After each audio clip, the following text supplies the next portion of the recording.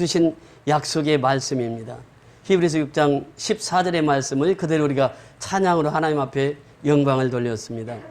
반드시 하나님께서는 우리에게 약속해 주셨는데 그 약속이 무엇이냐? 내가 너를 축복하겠다 이렇게 말씀해 주십니다. 여러분 창세기 1장 26절 이하에 보면 우리 문화명령이라고도 표현하는데 하나님께서 이렇게 말씀하셨습니다. 하나님이 이르시되 우리의 형상을 따라 우리의 모양대로 우리가 사람을 만들고 그들로 바다와 물고기와 하늘의 새와 깃 가축과 온 땅과 땅에 기는 모든 것을 다스리게 하자 하시고 하나님이 자기 형상 곧 하나님의 형상대로 사람을 창조하시되 남자와 여자를 창조하시고 하나님이 그들에게 복을 주시며 하나님이 그들에게 이르시되 생육하고 번성하여 땅에 충만하라 땅을 정복하라 바다의 물고기와 하늘의 새와 땅에 움직이는 모든 생물을 다스리라 하시니라. 하나님께서 우리에게 명하신 바입니다. 하나님은 하나님의 형상으로 사람을 만드셨다 이렇게 말씀하십니다. 그러니까 우리의 모습이 하나님의 형상입니다. 그러면서 하나님이 말씀하십니다. 내가 그들에게 무엇을 주고? 복을 주고. 이게 첫 번째 하나님이 우리에게 명하신 바입니다. 하나님께서 하나님의 형상으로 만든 사람들에게 복을 주시기를 원하신다고 말씀하십니다. 두 번째 뭐라고 말씀하십니까? 그들에게 이르시되 생육하고 번성하여. 생육하고 번성하는 것이 사람입니다. 이 사람은 결혼해서 아기를 낳아야 돼요. 이것이 이제 사람의 됨의 도리입니다. 하나님은 생육하고 번성하라 이렇게 명령하셨습니다. 그러면서 땅에 충만하라 땅을 정복하라 바다의 물고기와 하늘의 새와 땅에 움직이는 모든 생물을 어떻게 하라고요? 다스리라. 이 사람을 만물의 영장으로 하나님이 만드시고 첫째는 우리에게 복을 주시고 그 다음에 생육하고 번성한 축복을 우리에게 주셨습니다. 그리고 하나님께서는 모든 피조물들을 다스리도록 우리 인간을 만물의 영장으로 만드셨다고 하는 것입니다. 자, 창세기가 성경의 첫 책이라고 하면 마지막 책은 어떤 책입니까? 요한계시록입니다. 요한계시록 1장 3절에 보면 제가 늘 요한계시록을 강의하면서 그 말씀을 드렸습니다. 요한계시록 1장 3절 이 예언의 말씀을 듣는 자와 읽는 자와 지키는 자는 무엇이 있다? 복이 있다 이렇게 말씀하십니다. 창세기에서 복을 언급하시고 마지막 계시록에서도 그렇게 말씀하십니다. 이 예언의 말씀을 읽는 자와 듣는 자와 그 말씀을 지키는 자가 복이 있다 이렇게 말씀하십니다. 그래서 올 한 해는 무엇보다도 하나님의 말씀을 읽는 한 해가 될 수 있기를 소원합니다. 그래서 올해 새해부터는 성경 읽기표를 나눠줘서 여러분들이 매일처럼 성경을 읽을 수 있도록 그렇게 지금 계획을 하고 있습니다. 읽는 자가 복을 받는 것이요. 하나님의 말씀을 듣는 자가 복을 받는 것입니다. 말씀을 지키는 자가 복을 받는다 이렇게 말씀하시고 있습니다. 여러분 시편 1편은 시편 중에서 가장 중요한 편입니다. 그 1편은 시편 전체를 이끌어갑니다. 그 시편 1편에 무슨 말씀을 하시고 있습니까? 복에 대한 말씀입니다. 시편 1편은 우리에게 그 복에 대해서 잘 말씀해 주고 있습니다. 복 있는 사람은 이렇게 표현합니다. 복 있는 사람은 어떻게 한다고 말씀하시고 있습니까? 악인들의 꾀를 따르지 아니하고 죄인들의 길에 서지 아니하고 오만한 자리에 앉지 아니하고 오직 여호와의 율법을 즐거워하여 그 율법을 주야로 묵상하며. 그러니까 하나님의 말씀을 즐거워하는 자가 복이 있다고 하는 것입니다. 오늘날 누가 복을 받느냐? 하나님의 말씀을 즐거워하는 자들이에요. 율법을 묵상하는 자들이에요. 말씀을 묵상하는 자들입니다. 그러면서 주야로 말씀을 묵상하는 자다. 그는 시냇가에 심은 나무가 철을 따라 열매를 맺으며 그 잎사귀가 마르지 아니함 같으니 그가 하는 모든 일이 다 어떻다고요? 형통하리로다. 그래서 2023년 새해는 여러분들이 하는 모든 일이 다 형통하기를 축원합니다. 형통하기를 바랍니다. 하나님께서 그렇게 약속을 해주셨어요. 여호와의 율법책을 묵상하고 그렇게 살아가면 하나님께서 복 있는 자로 세워주시는 줄 믿습니다. 조금 전에 우리가 불렀던 그 찬송가, 복음성가는 히브리서 6장 14절의 말씀입니다. 내가 반드시 너희에게 복 주고 복 주며 번성케 하고 번성케 하리라고 하는 약속의 말씀입니다. 그래서 우리가 불렀던 찬송가 가사를 보면 반드시 내가 너를 축복하리라 반드시 내가 너를 들었으리라 이렇게 말씀하십니다. 여러분 하나님이 들어쓰시는 사람은 어떤 사람이라고요? 복 받은 사람을 하나님이 들어 쓰십니다. 여러분은 복을 받은 사람들이에요. 이미 하나님께서 우리에게 복을 주시기를 명하시고 하나님께서 우리에게 복을 주셨어요. 우리가 한 해를 돌이켜보면서 미얀마 선교를 보세요. 얼마나 하나님께서 그 땅에 생명의 복음을 전파하고 그 땅에 죽어가는 생명을 살렸는지를 보자고 하는 것입니다. 여러분들이 복받은 사람이기 때문에 하나님께서 여러분들을 들어 쓰신 줄 믿습니다. 한 해를 돌이켜보면서 미얀마 선교를 보면서 하나님께서 우리 선교연합교회 성도들을 얼마나 복을 주셨는가를 깨닫게 되는 것입니다. 반드시 들어 쓰신다고 하는 것입니다. 누구를? 복받은 사람들을 들어 쓰신다고 하는 것이에요. 그래서 우리는 복받은 사람들이에요. 왜? 하나님이 들어 쓰시니까. 들어 쓰시니까 우리는 복을 받은 사람들인 줄 믿습니다. 천지는 변해도 나의 약속은 영원히 변치 아니하리리. 하나님의 말씀은 1점도 변하지 않는다고 말씀하십니다. 우리 한글에는 그런 게 없습니다만 히브리어는 글자 하나의 획 하나가 그렇게 중요합니다. 1.1획도 변하지 않는 것이 하나님의 말씀이에요. 그래서 히브리서 13장 8절에 보면 예수 그리스도는 어제나 오늘이나 영원토록 동일하시느니라. 변함이 없으신 분이 예수예요. 하나님의 말씀은 곧 예수요. 예수는 변함이 없는 분입니다. 그래서 우리에게 말씀하시기를 두려워 말라. 강하고 담대하라. 낙심하지 말며 실망치 말라. 낙심하며 실망치 말라. 2절에도 보면 세상의 소망이 사라졌어도 온전히 나를 믿으라. 여러분 오늘 본문의 배경이 그렇습니다. 세상의 소망이 완전히 끊겨진 상태입니다. 여러분 구약에는 큰 두 기둥이 있습니다. 하나는 출애굽의 사건이고 또 하나는 바벨론의 포로 생활입니다. 오늘 본문은 이 두 사건을 다 기록하고 있습니다. 여러분 14절 우리 같이 보십니다. 본문 이사야서 43장 14절 본문 같이 읽습니다. 시작. 너희의 구속자여 이스라엘의 거룩하니 여호와가 말하노라. 너희를 위하여 내가 바벨론 사람을 보내어 모든 갈대아 사람에게 자기들이 연락하던 배를 타고 도망하여 내려가게 하리라. 아멘. 그 당시 바벨론은 어떤 나라였느냐? 오늘날 미국과 같은 나라입니다. 세계 최대 강대국이에요. 근데 바벨론에 이제 포로로 잡혀가서 유다 백성들이 70년 동안 포로 생활을 할 것을 예언하고 있습니다. 그런데 70년이라고 하는 기한이 끝나면 내가 바벨론을 완전히 멸망시켜서 너희를 그곳에서 나오게 하겠다라고 하는 것이에요. 바벨론은 영원히 멸망치 아니할 나라처럼 보였습니다. 이 바벨론 백성들이 시드기야 왕, 유다 왕을 데리고 갈 때에 포로로 잡혀갈 때에 그 왕자 앞에서 두 눈을 뽑습니다. 유대 왕 시드기야 두 눈을 뽑아요.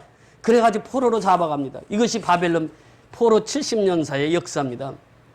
여러분 생각해 보세요. 대통령이 아들이 있는 데서 대통령이 두 눈을 뽑아가지고 그 대통령을 포로로 잡아갔다고 생각해 보세요. 이것이 바벨론의 70년사예요. 그러니까 나라가 멸망하는 것은 딱 두 가지입니다. 첫째는 뭐냐? 유다가 하나님을 버렸습니다. 오늘날도 역시 마찬가지입니다.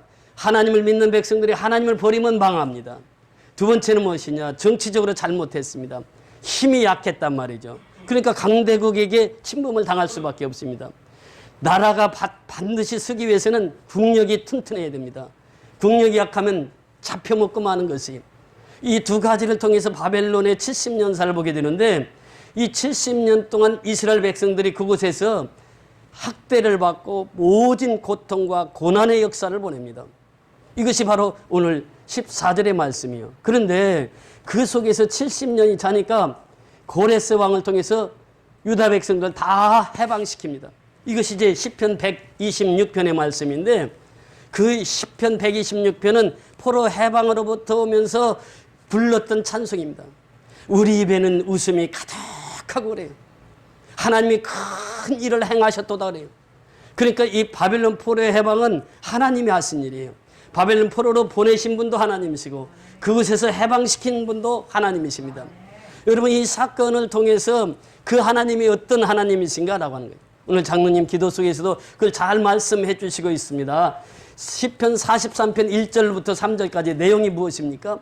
야곱아 너를 창조하신 여호와께서 지금 말씀하시느니라 그래요.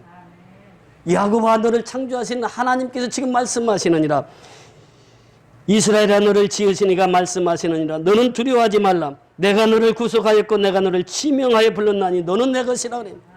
내가 너를 구속하였다는 것이에요. 너를 해방시켰다고 하는 것이에요. 죄로부터 해방, 죽음으로부터 해방시켰다고 하는 것입니다. 그분이 하나님이시라는 거예요. 내가 너를 구속하였고 내가 너를 지명하여 불렀나니 그래요.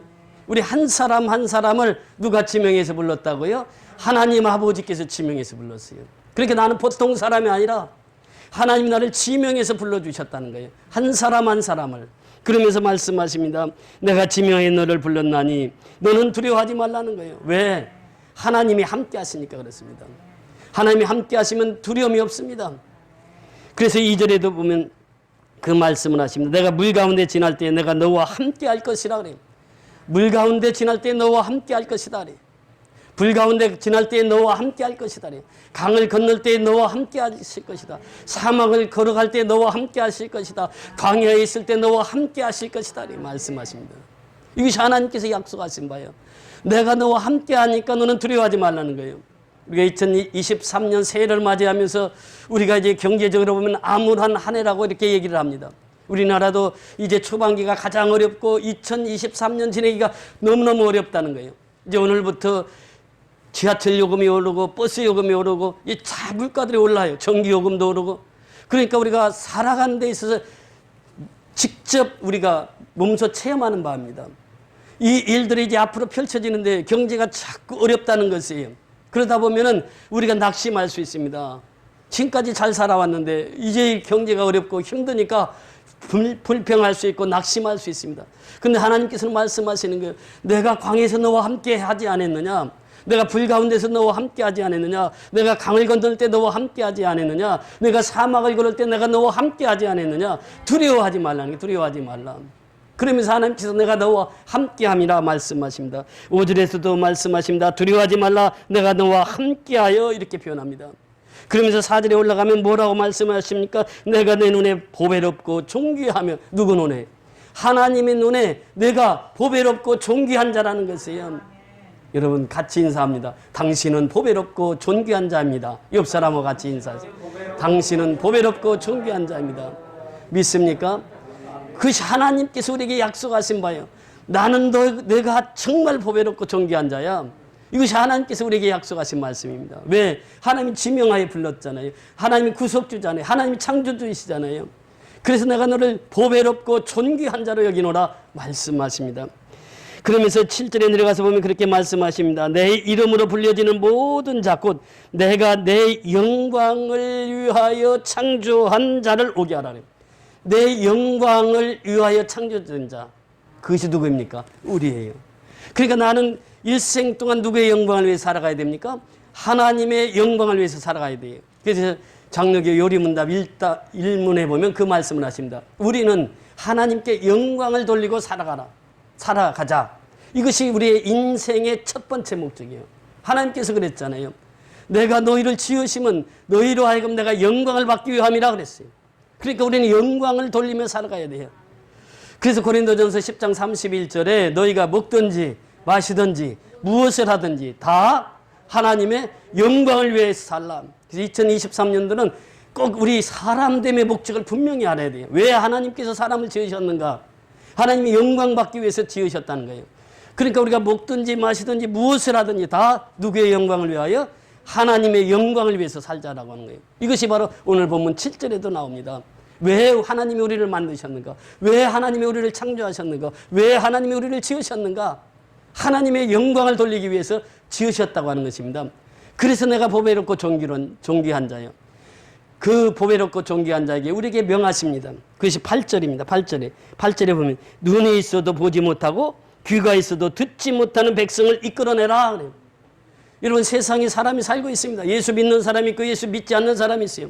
예수 믿지 않는 사람은 눈이 있어도 보지 못하는 사람이요. 귀가 있어도 듣지 못하는 사람이요. 입이 있어도 말을 하지 못하는 사람이요. 이 사람들을 이끌어내라고 하는 것이에요. 그래서 그들의 영의 눈이 열리게 하고 영의 귀가 열리게 하고 영의 입이 열리게 해서 예수를 증거하게 하라. 하나님이 살아계심을 증거하게 하라. 이 말씀입니다. 그 말씀을 하나님께서 주시면서 우리에게 말씀하신 거예요. 바벨론 포로에서 반드시 너희를 해방시킬 것이다. 자, 15절 보세요. 오늘 본문 15절, 16절 이렇게 보십니다. 15절 같이 읽습니다. 시작. 나는 여호와 너희의 거룩한 이요 이스라엘의 창조자요 너희의 왕이니라 말씀하십니다. 그러니까 하나님이 말씀하세요. 너희의 거룩한 이요. 하나님께서 말씀하십니다. 이스라엘의 창조자요. 또 더 나가서 뭐라고 말씀하십니까? 너희의 왕이니라. 왕이니라. 23년 새해에는요. 하나님을 왕으로 모시고 사시기를 주의 이름으로 축원을 드립니다. 예수님이 나의 왕이 되어야 돼요. 하나님이 나의 왕이 되어야 돼요. 하나님이 나를 통치하셔야 돼요. 하나님이 나를 다스려야 된다고 하는 것이에요. 이것을 분명하게 하나님 말씀하십니다. 나는 거룩하시니요 이스라엘을 창조한 창조주라. 그러면서 나는 너희의 왕이니라. 너희의. 이것을 하나님께서 말씀하십니다. 항상 하나님은요 우리 한 사람 한 사람과의 관계를 말씀하시고 있어요. 나는 너희의 왕이라는 거예요. 내가 너희를 창조한 목적은 너희로 하여금 나를 영화롭게 하기 위하여 영광을 돌리기 위해서 창조했다는 것이에요. 그러니까 하나님과 인간과의 관계는요 한 사람 한 사람과의 관계를 말하고 있어요. 우리가 2023년 새해를 살아가면서 하나님을 나의 왕으로 삼아야 돼요. 유다가 멸망당한 것이 왜 그랬느냐? 하나님을 왕으로 섬기다가 하나님을 버려버렸어요. 그러니까 누가 왕이 되는 거예요? 내 자신이 왕이 되는 거예요. 유다가 왕이 되는 거예요. 그러니까 바벨론이라는 큰 나라를 통해서 이스라엘을 유다를 멸망하게 하고 그래서 586년도 BC 586년도 시드기야 왕 때 그 유다가 멸망당합니다. 하나님 버리면 그 나라가 멸망하는 것이에요. 여러분 보세요. 러시아가 얼마나 잘 살았습니까? 그들이 하나님을 버리는 거예요. 공산주의를 하는 거예요. 그러니까 러시아가 그 70년 만에 지금 국민소득 보세요. 그 넓은 땅이 지금 한국 GNP하고 비슷합니다. 지금 이 하나님을 버리면요 나라가 못 살게 되어 있습니다. 북한 땅 보세요. 이 북한 땅에 비가 오지 않아요. 비가 오다가 휴전선까지만 소나기가 오고 북한 안 온다는 게 또 중국에서 소나기가 쭉 오다가 그 대동강인가 거기 오면은 북한 땅에 비가 안 온다는 거예요. 그게 저주받은 땅이 되는 거예요. 하나님을 버리면 저주받은 땅이 되는 것입니다. 오늘날도 역시 마찬가지란 말이죠. 근데 하나님을 버린 거예요. 하나님을 왕으로 삼지를 않아요. 그래서 새해에는 무엇보다도 우리는 우리의 왕이 누구시라고요? 하나님이시라고 하는 것을 선언하고 살아야 돼요. 예수가 나의 왕이십니다. 하나님이 나의 왕이십니다. 성령님이 나의 왕이십니다. 그래서 2023년 한 해는 하나님을 왕으로 삼고 살아가는 저와 여러분이 다 될 수 있기를 주의 이름으로 축원을 드립니다. 자, 16절 17절을 같이 읽습니다. 시작. 나 여호와가 말하노라.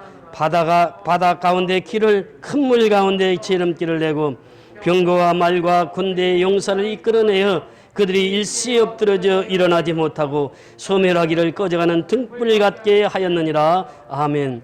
자, 이 사건은 무엇을 말하고 있습니까? 홍해수 사건을 말하고 있습니다. 이스라엘 백성들이 출애굽을 합니다. 하나님의 위대한 역사 속에 출애굽을 해요. 그리고 홍해수를 만납니다. 오갈 데가 없습니다. 앞에는 바다가 있고 뒤에는 이 애굽 백성들이 쫓아오고 옆에는 큰 산들이 있어서 갈 데가 없습니다. 그때 하나님 앞에 엎드립니다. 모세를 중심으로 해서 이스라엘 백성들이 밤새 엎드려 하나님 앞에 기도할 때 하나님께서 큰 동풍을 허락하사 그 바다를 완전히 길을 열어놓는 거예요. 그리고 마른 땅이 되게 해서 그 바다를 건너가게 합니다. 그리고 나서 애굽 백성들이 왔을 때는 하나님께서 다시 그 물을 어떻게 해요? 합류시켜서 그들을 애굽 백성들 다 물에 빠져 죽게 만듭니다. 이것이 출애굽의 홍해수 사건을 말하고 있어요. 자, 여기에서 보면 마른 바다를 마른 땅이 되게 해서 건너가게 하셨습니다. 길을 내셨다는 것이에요. 하나님께서 오늘날도 역시 마찬가지입니다. 홍해수와 같은 우리 앞에 문제가 있을 수 있어요. 2023년 새해에도 우리 앞에 문제가 다가올 수 있어요. 그런데 중요한 것은 뭐냐? 바다 가운데 길을 예비해 두신 분이 있다는 거예요. 그분이 누구입니까? 그분이 하나님이에요. 바다 가운데 길을 예비해 두셔서 그 길을 열어가시는 분이 하나님이십니다. 그러니까 항상 우리는 앞에 있는 위험만 바라볼 것이 아니라 그 위험 속에, 그 고난 속에, 그 핍박 속에 무엇이 있다고요? 하나님이 예비해 두신 길이 있다는 것이에요. 그래서 말씀을 읽으라고 하는 것입니다. 말씀을 들으라고 하는 것이에요. 말씀을 지키라고 하는 것이에요. 그래서 복된 자가 되는 것입니다. 그 복된 자는요, 그 위험 속에서, 핍박 속에서, 고난 속에서도 길을 볼 수 있는 것이에요. 그래서 우리가 이 출애굽의 역사를 통해서 또 홍해수의 사건을 통해서 바벨론의 그 70년 포로 생활을 통해서 우리에게 무엇을 교훈하십니까? 어려움은 분명히 있다고 하는 것이에요. 그런데 그 어려움을 어려움으로 보지 말라는 거예요. 고난은 분명히 있다고 하는 것입니다. 고난을 고난으로 보지 말라는 것입니다. 내가 일을 하는 데 있어서 연약하고 내가 부족해서 이 일을 어떻게 할까 두려운 마음이 있어요. 그러나 두려워하지 말라는 거예요. 왜? 하나님이 함께 하신다는 거예요. 너희가 한 번도 가보지 못한 그 길을 하나님이 열어주신다는 것입니다. 이것이 하나님께서 우리에게 주신 약속의 말씀입니다. 자, 18절 내려가서 보십니다. 시작.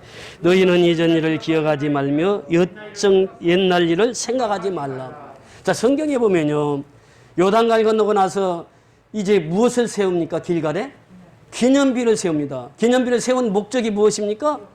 기억하라는 것이에요. 그런데 오늘 본문에 보면 어떻게 합니까? 옛날 일을 어떻게 기억하라고? 기억하지 말라는 거예요. 우리가 이 말씀을 잘 해석을 해야 돼요. 왜 기억하지 말라고 그랬는가? 성경에 분명히 기억하라고 그랬는데, 홍해 그 요단강 건넌 사건을 기억해서 길갈에 기념비를 세우라고 그랬는데, 기억하라고 그랬는데, 여기 오늘 본문에 보니까 기억하지 말라는 거예요. 왜 이 말씀을 하셨는가? 이 하나님이 하신 의도를 우리가 분명히 깨달아 알아야 된다고 하는 것입니다.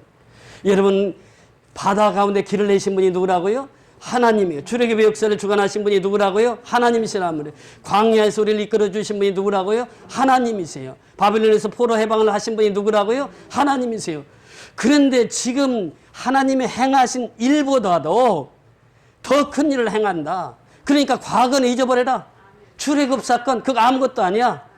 홍해수 사건 그거 아무것도 아니야. 바벨론 포로 해방 그거 아무것도 아니야. 하나님은 더 큰 일을 하신다는 거예요. 더 큰 일.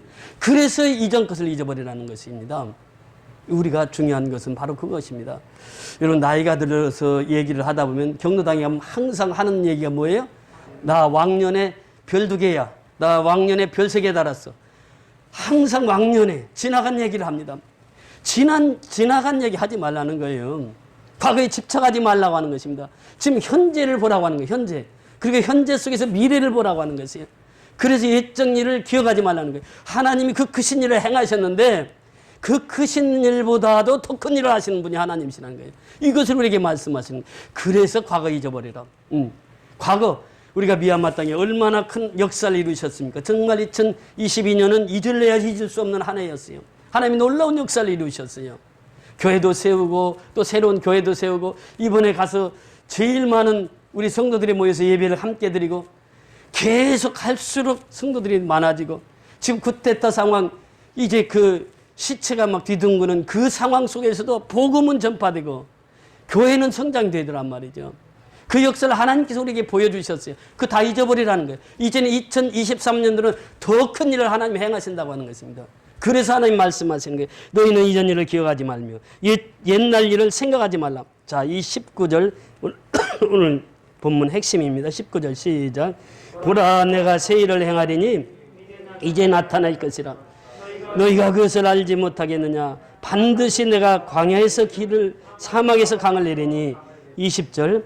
장차 들짐승 곧 승냥이와 타조도 나를 존경할 것은 내가 광야에 물을 사막의 강들을 내어 내 백성 내가 택한 자에게 마시게 할 것임이라. 아멘. 보라, 내가 새 일을 행하리니 그래요. 하나님은 우리에게 말씀하십니다. 보라, 내가 새 일을 행한다고 하는 것이에요. 새 일이 무엇입니까? 이것이 복음입니다. 새 일은 무엇입니까? 이것이 예수님의 오심을 말씀하시고 있습니다. 새 일이 무엇입니까? 예수님이 행하신 일들을 우리에게 말씀하시는 거예요. 보라, 내가 새 일을 행하리니 예수님이 오신다는 거예요. 여러분이 과거의 구약의 역사 속에서 하나님이 역사하셨던 것보다 더 큰 일은 뭐냐? 예수를 이 땅에 보내주신다는 거예요. 여러분, 광야에 길을 낸다, 사막에 길을 낸다. 더 큰 일이 뭐냐? 예수님께서 내가 길이 된다고 하는 것이에요. 홍해수에 바닷길을 냈습니다. 그보다 더 큰 일이 뭐냐? 예수님께서 내가 길이라고 하는 것이에요. 예수님이 이 땅에 오신다는 것입니다. 이것이 새 일을 행하는 자의 삶이에요. 그래서 우리는 복음으로 말미암아 살아야 돼요. 예수로 말미암아 살아야 돼요. 예수님께 포커스를 맞추고 살아야 돼요. 그분이 누구라고요? 내가 곧 길이요 진리요 생명이니 나로 말미암지 않고는 아버지께로 올 자가 없느니라. 길 되신 예수님께서 직접 우리 앞에 나타나신 것이 신약입니다. 그래서 이 말씀의 핵심은 뭐냐? 이사야 선지자가 지금 보고 있는 것은 뭐냐? 내가 새 일을 행하리니 이 말은 복음을 말하노니 이 말이에요. 예수를 말하노니 이 말이에요. 너희가 광야에서 길을 내신 하나님을 보았느냐? 사막에서 강을 내신 하나님을 보았느냐? 출애굽의 역사를 통해서 하나님을 보았느냐? 또 홍해수를 갈라서 그 바닷가에 길을 내신 것을 보았느냐? 이제는 그 길보다도 더 큰 길, 예수가 있다는 거예요. 예수가. 그 예수는 생명의 길이에요. 생명 누구에 있다고요? 내게 있다. 능력 누구에게 있다고요? 주께 있다. 또 뭐예요? 생명, 능력, 그 다음에 소망 누구께 있다고요? 주께 있다. 그 다음에 주 안에 있다. 그 말이에요. 주 말. 그게 생명이 누구 안에 있다고요? 예수 안에 있다는 거예요. 능력이 누구 안에 있다고요? 예수 안에 있다는 거예요. 또 소망이 누구에게 있다고요? 예수 안에 있다는 것입니다. 그 능력 주께 있네. 생명 주께 있네. 소망 주께 있네. 주 안에 있네. 그래요. 주 안에 있네. 그 예수 안에 그것이 다 있단 말이죠. 예수 안에 새 길이 있습니다. 새 일을 행하리니 그래. 내가 새 일을 행하리니 그 말은 예수가 우리에게 과거의 어떤 일보다도 더 큰 일을 행하시는 분은 바로 예수다라고 하는 것입니다. 그 예수님께서 우리에게 죽을 우리에게 예수님 오셔서 십자가를 지심으로 말미암아 피를 흘리심으로 말미암아 피값으로 우리를 구원하셨어요. 그래서 고린도전서 6장 19절로 20절에 보면 너희 안에 하나님의 성령이 거하시는 줄을 알지 못하느냐? 너희는 하나님의 값으로 산 것이 되었으니 그것이 뭐예요? 예수의 피값으로 산 것이 되었으니 너희 안에 성령이 거하시는 줄을 알지 못하느냐? 그 말씀입니다. 예수의 이름으로 예수의 피값으로 산 우리는 성령께서 역사하셔서 우리를 하루하루를 성령께서 인도하시는 거예요. 그래서 우리는 피값으로 산바 되었습니다. 그래서 우리가 해야 할 일은 무엇입니까? 그 하나님 앞에 영광을 돌리며 살아가는 것이에요. 핏값으로 사주셨어요. 우리는 다 죄인이고 죽을 수밖에 없는 죄인이었는데 예수님 핏값으로 우리를 사주셔서 하나님의 영광을 위해 살게 하셨단 말이죠. 그러면서 이렇게 말씀하십니다. 우리가 살아도 주를 위하여 죽어도 주를 위하여 죽나니 그러므로 사나 죽으나 우리는 누구의 것이로다? 주의 것이로다 그래요. 주의 것이로다. 이것이 바로 하나님께서 핏값으로 산 그 사람들은 사나 죽으나 주의 영광을 위해 살아가는 것이에요. 그것이 우리 주의 것이 되었기 때문에 그렇습니다. 그래서 우리는 우리 마음속에 성령으로 하나님의 나라를 이루어가는 것이에요. 그래서 로마서 14장 17절에 보면 무릇 하나님의 나라는 성령 안에서 의와 희락과 화평이라 이것이 내면에서 내가 이루어지는 하나님의 나라입니다. 그 성령 안에서 이루어지는 것이 하나님의 나라예요. 의와 희락과 화평은 하나님의 나라의 속성입니다. 그 속성을 우리가 예수의 핏값으로 사신 모든 백성들에게 성령을 주시고 그 성령이 하나님의 나라를 이루어 가신단 말이죠. 누구 안에서? 우리 안에서. 그 새해는요. 무엇보다도 이 두 가지, 세 가지만 꼭 부탁을 하고 싶습니다. 첫째는요. 하나님 앞에 무릎 꿇는 새해가 되자고 하는 것입니다. 왜? 하나님이 이렇게 큰 일을 행하시고 또 예수를 통해서 그 큰 일을 그 길을 우리에게 보여주신 분이 하나님이에요. 그래서 하나님 앞에 무릎을 꿇어야 됩니다. 무엇보다도 새해는 하나님 앞에 무릎 꿇는 우리의 신앙이 될 수 있기를 소원합니다. 무릎 꿇을 때 하나님께서 길을 보여주시는 거예요. 무릎 꿇을 때 하나님께서 생명의 길을 보여주시는 거예요. 무릎 꿇을 때 우리에게 능력을 더해 주시는 거예요. 무릎 꿇을 때 우리에게 소망을 주시는 줄 믿습니다. 무릎을 꿇으라고 하는 거예요. 두 번째는요. 요한계시록 1장 3절의 말씀처럼 우리가 하나님의 말씀을 읽는 자와 듣는 자와 지키는 자가 복이 있다고 했습니다. 그래서 우리가 이제 여러분들이 오늘 주보에 다 받으셨겠습니다만 성경 읽기표가 있어요. 그래서 새해에는 여러분 10분, 20분만 투자하면 됩니다. 이 창세기 1장부터 5장까지가 1월 1일 읽을 성경 양이에요. 그러니까 여러분들이 한 20분만 투자하면 충분히 읽을 수 있습니다. 그러면 1년이 되면 딱 성경 1독을 하게 됩니다. 그래서 매일 읽고 이제 주일날마다 전도사님한테 체크를 다 받으시기 바랍니다. 여러분들이 있고 꼭 이걸 주일날마다 체크를 받으셔야 됩니다. 그래서 이 성경 읽기를 해야 돼요. 말씀을 읽어야지 내가 은혜를 받습니다. 말씀을 알아야지 내가 생명이 있음을 내가 느낄 수 있는 것이에요. 그래서 꼭 새해에는 말씀 읽기 운동에 저와 여러분이 다 참여해서 정말 매일처럼 성경을 읽는 저와 여러분이 될 수 있기를 소원합니다. 마지막 중요한 것은 뭐냐? 하나님 앞에 감사하자고 하는 것이에요. 여러분 보세요. 너무 하나님께서 우리에게 은혜를 베풀어 주셨어요. 그러니까 받은 은혜를 우리는 감사로 하나님 앞에 보답을 해야 돼요. 우리가 하루하루 시간이 그렇습니다. 정말 하나님 앞에 감사하면서 새해를 맞이하는 저와 여러분이 다 될 수 있기를 주의 이름으로 축원을 드립니다.